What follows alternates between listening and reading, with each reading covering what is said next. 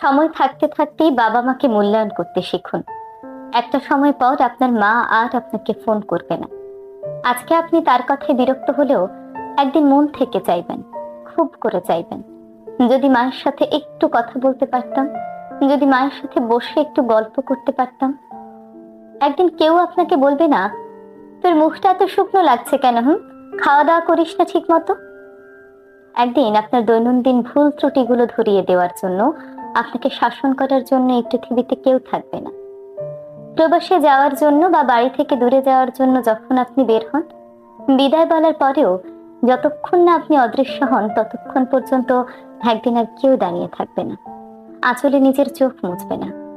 আপনার মা যেই রুমে আপনার জন্য আপনার পছন্দের খাবারটি নিয়ে বসে অপেক্ষা করতেন, একদিন সেই ঘরটা আপনার কাছে ভীষণ খালি মনে হবে।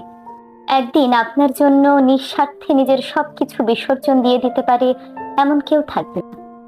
একদিন তাদের কণ্ঠ নীরবতায় বিলীন হয়ে যাবে, হাজারো ডাকলেও আর সাড়া দেবে না। সময় বড্ড নিষ্ঠুর জানেন, সময় কারো জন্য অপেক্ষা করে না। তাই সময় থাকতে থাকতেই নিজের বাবা মাকে মূল্যায়ন করতে শিখুন।